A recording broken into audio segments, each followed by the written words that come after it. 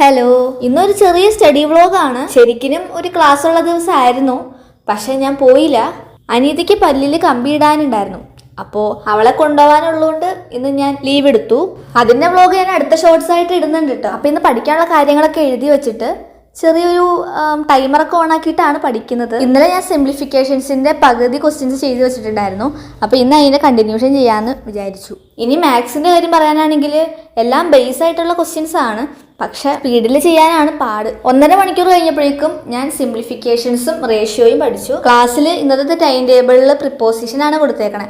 അപ്പം ഞാൻ യൂട്യൂബിൽ ആ ടൈമിൽ തന്നെ പ്രിപ്പോസിഷൻ്റെ ക്ലാസ് കാണാമെന്ന് കരുതി. ഇംഗ്ലീഷിന് ഞാൻ പൊതുവെ സൈലത്തിൻ്റെ ക്ലാസ് ആണ് കാണാറ്. അവരുടെ PYQ സീരീസൊക്കെ എനിക്ക് നല്ല യൂസ്ഫുൾ ആയിട്ട് തോന്നി. പിന്നെ അത്യാവശ്യം കൺസെപ്റ്റും മനസ്സിലാക്കുന്നുണ്ട്. ആദ്യത്തെ ഒരു 25 മിനിറ്റ് ഞാൻ ക്ലാസ് ജസ്റ്റ് കേട്ടു. പിന്നെ ഉള്ള നോട്ട്സ് ഒക്കെയാണ് ഇപ്പം എഴുതിയെടുക്കുന്നത്. അതിനിടയിൽ ഞാൻ ഉറങ്ങിപ്പോയി. എഴുന്നേറ്റപ്പോൾ ഞാൻ കരുതി ഒരു അരമണിക്കൂർ ഞാൻ കിടന്ന് ഉറങ്ങിപ്പോയിന്ന്. പക്ഷെ സമയം നോക്കിയപ്പോൾ 4 മിനിറ്റേ ഉറങ്ങിയിട്ടുണ്ടായുള്ളൂ. അങ്ങനെ സമയം 4 മണി ആയപ്പോഴേക്കും ഞാൻ നിർത്തിയിട്ടുണ്ട്. ഇനി അനിയത്തിയുടെ പല്ല് കാണിക്കാൻ പോകണം. അപ്പം അടുത്ത വീഡിയോയിൽ ഇതിന്റെ ബാക്കി ഉണ്ടാവും. അടുത്ത വീഡിയോ ആയിട്ട് വേഗം വരാം. ബൈ.